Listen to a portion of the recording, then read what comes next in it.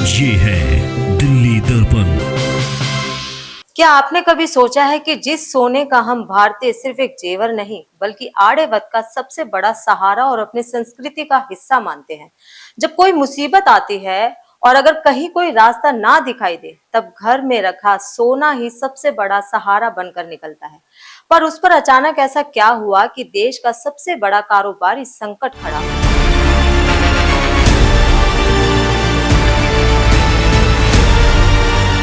नमस्कार, मैं हूं पूजा नागर और आप देख रहे हैं दिल्ली दर्पण टीवी। आज हम बात करेंगे केंद्र सरकार के उस फैसले की जिसने देश के करोड़ों सुनारों, कारीगरों और छोटे ज्वेलर्स की रातों की नींद उड़ा दी है। सरकार ने एक तरफ तो जनता से कहा कि 1 साल तक सोने के गहने ना खरीदें और दूसरी तरफ सोने चांदी पर इंपोर्ट्स ड्यूटी को 6% से बढ़ाकर सीधे 15% कर दिया। अब देखने में तो ये एक सरकारी फैसला लगता है, लेकिन इसके पीछे छुपे हैं 3 ऐसे बड़े खतरे जो हमारे देश के ताने बाने को बदल सकते हैं। आइए इन्हें आसान भाषा में समझते हैं। पहला खतरा, 3 करोड़ परिवारों की रोजी रोटी पर सीधी लात। हमारे देश में जो सोने का पूरा काम है, उसका 90% हिस्सा कॉम्पैक्ट्स कंपनियों के पास नहीं बल्कि गली मोहल्ले के छोटे दुकानदारों, सुनारों और छोटे व्यापारियों यानी MSME सेक्टर के पास है। इस काम से देश के करीब 3 करोड़ लोग जुड़े हैं, चाहे वो सोने की गड़ाई करने वाले हो, पॉलिश करने वाले हो या छोटी दुकान चलाने वाले हो। जब देश में सोने की खरीद ठप होगी तो इंसान हमारे देवताओं के श्रृंगार को रचने वाले उन हुनरबाज कारीगरों के घरों के चूल्हे बुझने की नौबत आ जाएगी।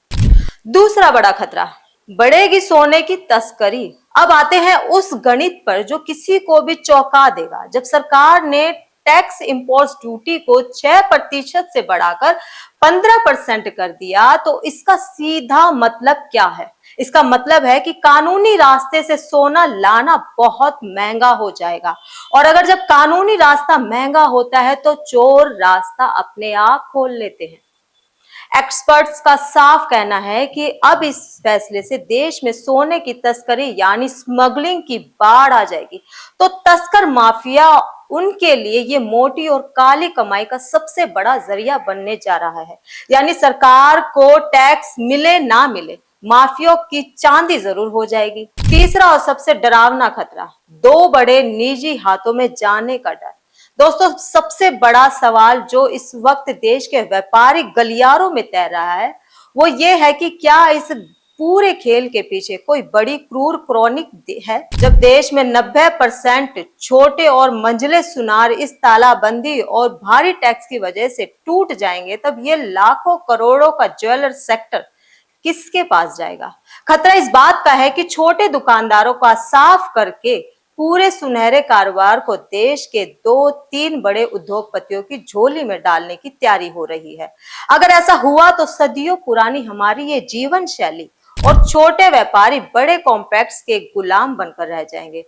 जरा खुद सोचिए, बेटी की शादी हो या कोई बड़ा त्योहार, बिना सोने के हमारे रीति रिवाज पूरे नहीं होते, त्योहार अधूरे से लगते हैं। ऐसे में उस उद्योग को संकट में डालना सिर्फ एक आर्थिक फैसला नहीं बल्कि भारत की जीवन शैली पर भी हमला है। और अगर सोना खरीदने से मना करना है तो आए दिन टीवी पर सोने खरीदने की एड क्यों चलाई जाती है? क्यों बड़े उद्योगपतियों की ही और उनसे भारी चंदा मिलता है आवाज दबाने का?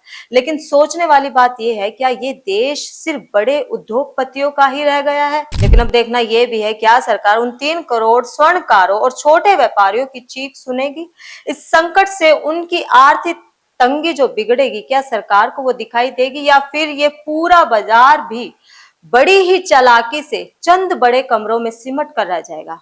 आप इस बारे में क्या सोचते हैं, हमें कमेंट में जरूर बताएं और ऐसी तमाम बड़ी खबरों के साथ जुड़े रहने के लिए देखते रहें दिल्ली दर्पण टीवी। लेटेस्ट खबरों के लिए सब्सक्राइब करें हमारा YouTube चैनल या फिर लॉग ऑन करें www.delhidarpantv.com। खबरों की कवरेज और विज्ञापनों के लिए संपर्क करें।